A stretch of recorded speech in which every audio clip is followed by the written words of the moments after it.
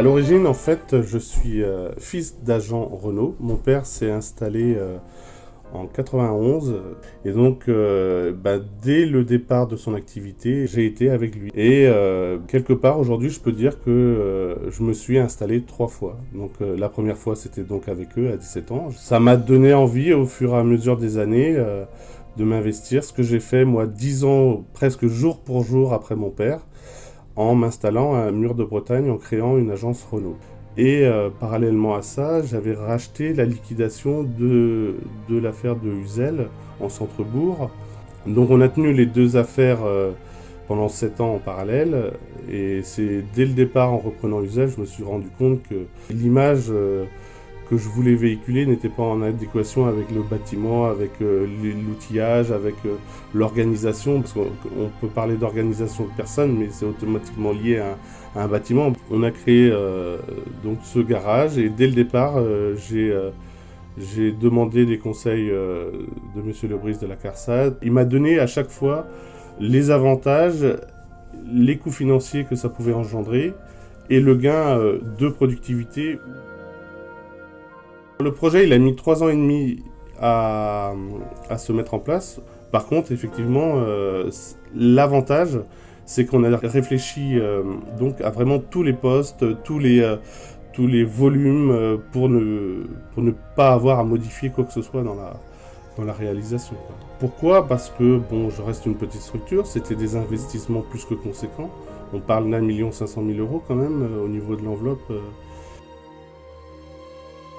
Et c'est vrai qu'aujourd'hui, on s'en rend compte, on a passé un hiver qui était quand même un peu frais pendant une période. Dans le travail, ça s'est pas du tout ressenti, le bâtiment était complètement neutre à ce niveau-là. Alors dans la conception du bâtiment, j'ai donc défini plusieurs postes de travail, un service rapide, une mécanique générale, une carrosserie peinture. J'ai pratiqué plus ou moins à grande cadence ces activités, mais je savais les impératifs de chaque métier, parce que dans le métier de garagiste, il y a vraiment beaucoup d'activités, beaucoup de sous-métiers. Donc à chaque fois, je me suis positionné effectivement sur le poste de travail, à quoi ils veulent servir, quel genre de prestations on va y faire. Et avec Monsieur Lebris, on a vu, lui m'a dit les inconvénients de chaque métier, à savoir le carrossier, s'il est trop souvent à genoux, il a des problèmes d'articulation, de mal de dos, etc. Donc j'ai pris en compte tous ces éléments-là, et à chaque poste, on a essayé d'optimiser le travail dans le fait de réduire au maximum la pénibilité. En fait, mais ça va aller du poste au mécanique générale où on dit il n'y a pas de pénibilité parce qu'il y a un pont, et puis à un moment donné on se dit mais s'il est sous la voiture, s'il n'a pas d'éclairage latéral, il va pas forcément bien voir. Ou alors ça va être quand il va démarrer le véhicule, on va générer des pollutions, des fumées, etc.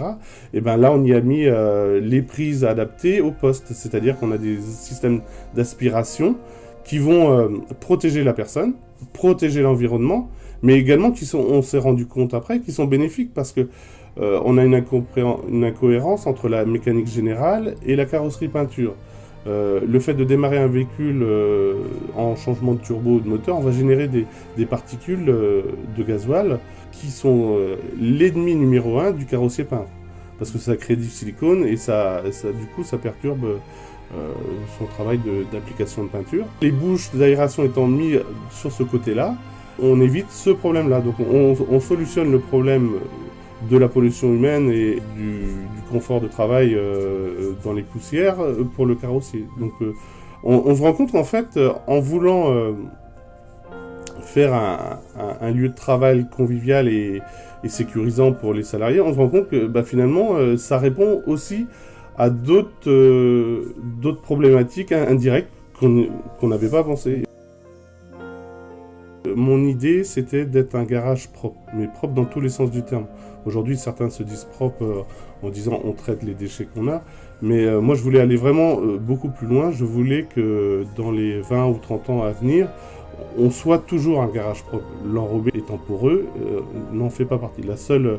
La seule reconnaissance, c'est le béton. Donc moi, j'ai fait effectivement cette plateforme en diamant. Donc on voit bien que tous les liquides sont collectés en son centre. Et on y a rajouté un séparateur d'hydrocarbures. Pour information, on l'a entre guillemets tellement bien pensé qu'on avait fait une demande auprès de l'agence de l'eau qui a été complètement séduite par ce projet et qui nous a même subventionné une partie de cet investissement.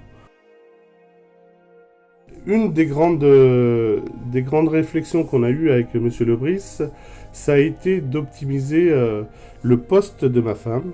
Elle, du coup, elle a un rôle déterminant dans l'accueil de la clientèle, parce qu'on reçoit quand même, avec cette activité, plus de 200 clients par jour. Donc elle est occupée. Le problème, c'était de gérer aussi le flux téléphonique et les demandes des clients de l'atelier, qui est certes moins nombreux, on a une dizaine d'entrées par jour à l'atelier.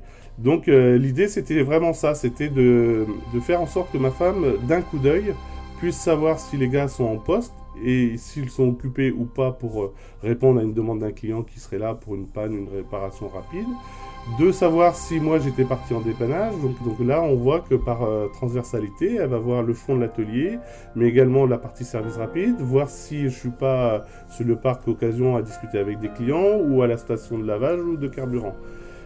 Et puis ça oblige aussi à garder les lieux propres. Ça oblige à une certaine rigueur de nettoyage et c'est vrai qu'on en est content de cette tour. On a démonté le véhicule, on est en attente de la pièce, on va commander, même si on fait un diagnostic un peu tardif, on peut commander notre pièce jusqu'à 20h, la commande va être traitée dans la nuit, la livraison va être effectuée avant l'arrivée des salariés et des compagnons au travail. Il fallait trouver un système qui permette de réceptionner ces pièces en toute sécurité. Et l'idée du ça, c'est, je l'ai vu en concession, j'ai dit voilà, pour éviter de surstocker, d'avoir de l'argent qui dort, et ben on va adopter ce principe-là.